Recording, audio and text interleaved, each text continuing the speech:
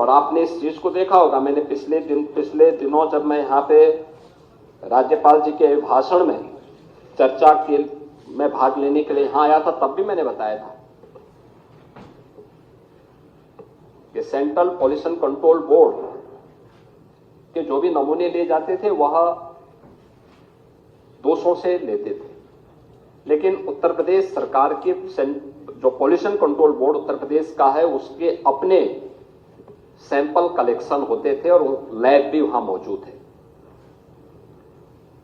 हमने कोई आउटसोर्स नहीं किया, बल्कि स्वयं के मैन पावर से सारे सैंपल लेते थे और हम लोग देखते थे कि जिन क्षेत्रों में, खासतौर पर आबादी वाले उन क्षेत्रों में जहां भैंस गाय नदी से इस पार से उस पार जाते हैं, और वहां पे जब भैंस गाय नदी में नहाते हैं तो वहां पे फीकल कोलिफॉर्म की मात्रा बढ़ती है, लेकिन वही चीज आगे बढ़ती हुई जब जाती थी, संगम में जब भी नमूने लिए गए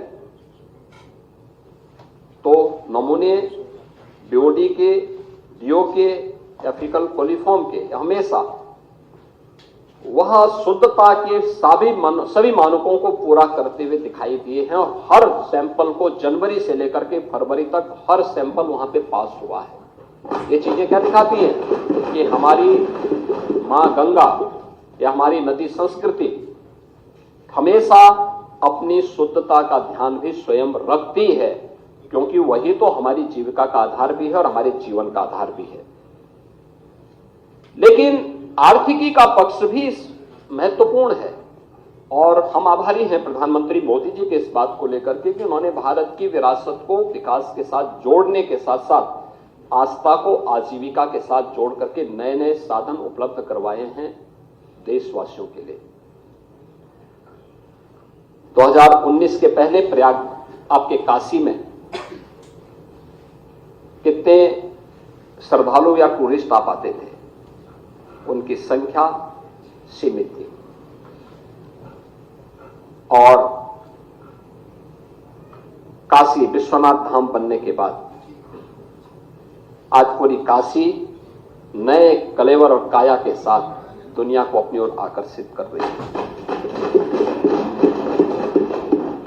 13 जनवरी से लेकर के 27-28 फरवरी तक, इन 45-50 दिनों तक पूरी काशी पूरी तरह पैक थी। 5 लाख से लेकर के 25 लाख श्रद्धालु प्रतिदिन वहां पे दर्शन करता था, मां गंगा में स्नान भी करता था, और काशी के इस वैभव को भी देखता था, इस कलेवर और कायाकल्प को भी देख करके विभूत होता था, और काशी के साथ साथ प्रदेश और देश के विकास में भी अपना योगदान करता था। लेकिन काशी के लोगों का धैर्य उस दौरान वास्तव में उससे भी ज्यादा अभिनंदन का पात्र है, जिन्होंने 1.5 महीने लगभग 150 दिन तक उनके आने जाने के साधन बंद रहे, लेकिन धैर्य के साथ आतिथ्य सत्कार का एक नया उदाहरण प्रस्तुत किया। ये हमारा काशी है, सबको गले लगाना जानता है। अयोध्या धाम यही दृश्य था। 5 लाख से लेके 15 लाख श्रद्धालु प्रतिदिन अयोध्या धाम में देखने को मिला। उन्होंने सुविधाओं की परवाह नहीं की, और वहां के नागरिकों ने भी, वहां के संतों ने भी अपनी सुविधा की परवाह नहीं की।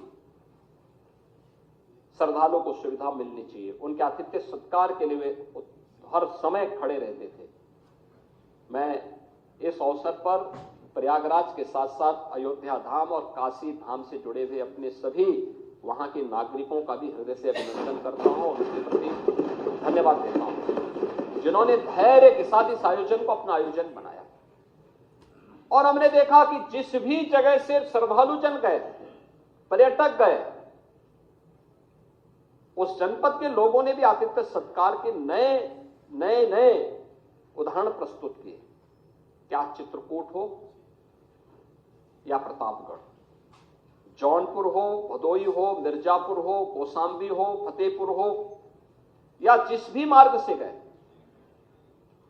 हर एक जगह लोगों ने अभिभूत करने वाला स्वागत किया। मुझे याद है 28 जनवरी को सायंकाल 5 बजे से लेकर के 29 जनवरी को हम लोगों ने प्रयागराज में भीड़ के वॉल्यूम को देखते हुए लगभग 2 लाख वाहन अगल बगल के जनपदों में रोके थे और उस जनपद में ही उन श्रद्धालुओं के लिए भोजन की, रहने की व्यवस्था की थी, वहां के नागरिकों ने की थी, प्रशासन उसमें सहयोगी बन रहा था, लोग कर रहे थे। आतिथ्य सत्कार का इससे बड़ा उदाहरण और क्या हो सकता है? और कहीं कोई घटना नहीं, कहीं कोई घटना नहीं घटित हुई। हाँ, पूरी दुनिया आई थी, 100 से अधिक देशों के लोग इस अवसर पर आए और आर्थिकी के बारे में इसकी आस्था आजीविका का आधार बनता है। आप पीडीए की बात करते हैं, मैं तो एक नाविक की चर्चा कर रहा हूं, मैंने कल भी सदन में की थी। एक नाविक परिवार जिनके पास 130 नौकाओं का बेड़ा है, उन्होंने 13 जनवरी से लेकर के 26 फरवरी के बीच में 30 करोड़ रुपए कमाए हैं एक परिवार में। आप मुझे बताइए, क्या इतना पैसा कभी कोई कमा सकता था? अभिभूत करने वाला। प्रतिदिन का अगर आप एवरेज देखें तो 50,000 रुपए से लेके 55,000 रुपए का उनका एवरेज था पर डे की एक नाव से कमाई का।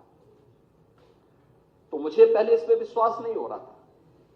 मैं प्रयागराज एक दिन गया था, स्वयं भी मैंने इस चीज को कहा कि भाई कैसे हो रहा है, क्योंकि हम लोगों ने तो, मैं, हमारे साथ दोनों डिप्टी सीएम भी, हमारे मंत्रिमंडल के तमाम सहयोगी भी और नाविकों का सम्मान भी किए थे, क्योंकि हमारे लिए सम्मान करने का अवसर इसलिए भी था क्योंकि भगवान राम के मित्र निषाद राज की परंपरा को आज भी वे उसी श्रद्धा भाव के साथ निर्वहन कर रहे हैं।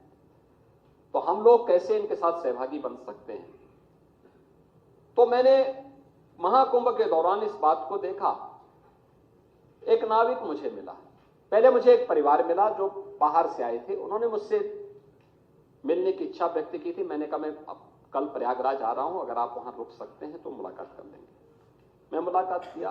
मुलाकात करने के बाद मैंने उनसे पूछा, मैंने कहा कितने लोग? उन्होंने कहा 10 हमारे ग्रुप थे और हमें तो नाव वालों ने संगम में ले जाकर के स्नान करवा दिया था।